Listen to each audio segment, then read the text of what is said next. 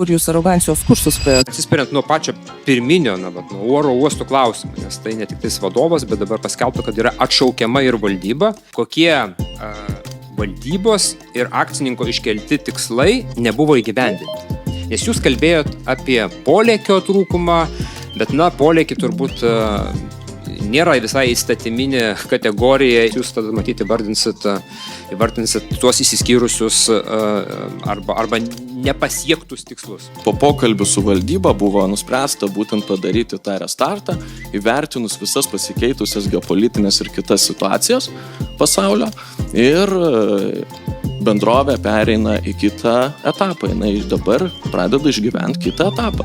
O tam pirmam etape viskas padaryta buvo sklandžiai. Tai kokių tikslų negebės jūsų matymų įgyvendinti jau atšauktoji valdyba? Aš tik galiu pasikartoti, nes aš šį klausimą jūsų atsakiau, reikia klausytis, ką sakau. Tai yra skirtingi etapai. Įvardinkit. Sekančiam etapui ypatingą dėmesį reikia skirti inovacijom, tvarumui ir saugumui. Šitam aspektam ir buvo po pokalbių su valdyba nuspręsta padaryti valdybos restartą. Tai jums yra ir atsakymas.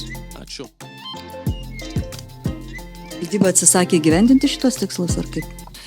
Tai dar trečią kartą pasikartosiu, kad skirtingais etapais skirtingos reikalingos yra kompetencijos ir dabartiniam etapui reikalinga yra peržiūrėti ir užtikrinti, kad būtų užtikrintas inovacijų, tvarumo ir saugumo klausimas.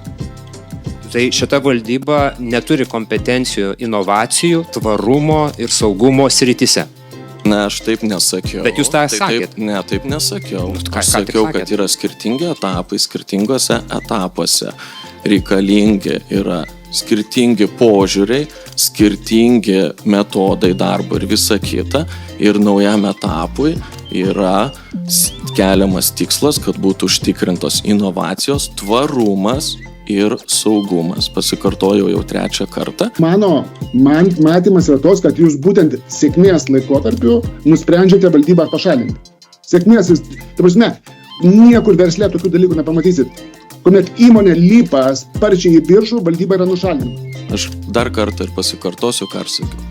Po ilgo proceso, po ilgo bendravimo ir sprendimo, brendimo tam laikė, po pokalbių su valdyba, įvertinus visas rizikas ateities ir pasikeitusias geopolitinės situacijas, buvo priimtas sprendimas restartuoti su valdyba. Kaip užsikirtus plokštelę kartoja tą patį savo tris kažkokius reikalavimus, kurių, kaip suprantam, niekas neatsisakė ten ir įgyvendinti. Ir neišgirstam argumentų ir čia.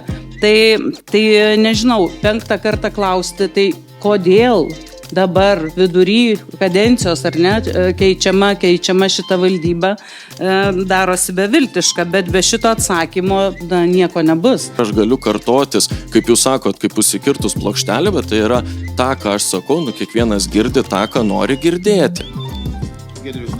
Noriu trumpą komentarą, ministrė.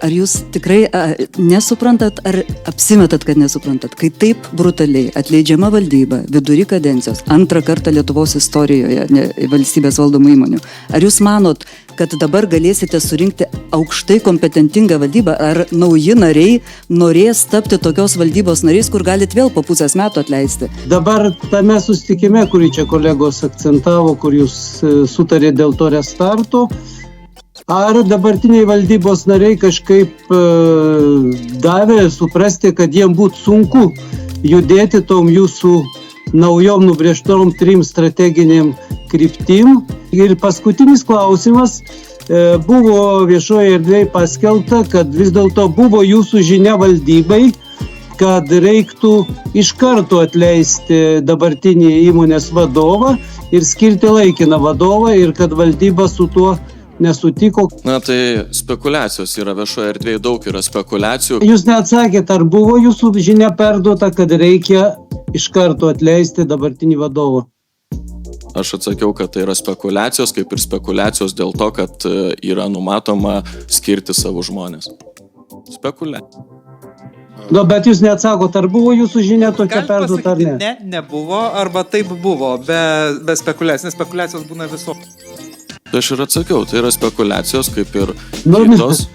Tai aš kiek kartų to, jūs tiesiog nesiklausot, ką... Tokia žinia perduota ar ne? Jūs negalite paneigti, kad jūs Aš sakau, kad tai yra spekulacijos. Dar kartą pakartoju. sakėte, nesakėte. Ministras to nesakė. Jeigu jums to reikia. Ministras šalia to sėdėjo nesakė. Ministras to nesakė, tai gal kas nors sakė ministro pavedimu tuomet. Tai yra visiškos spekulacijos. Kur jūs arogancijos kursus praėjot, ar pas liberalus, kai narių buvot, ar pas socdemus kalbat labai panašiai beje su premjerė Ruginienė, net intonacijos tokios atpažįstamos.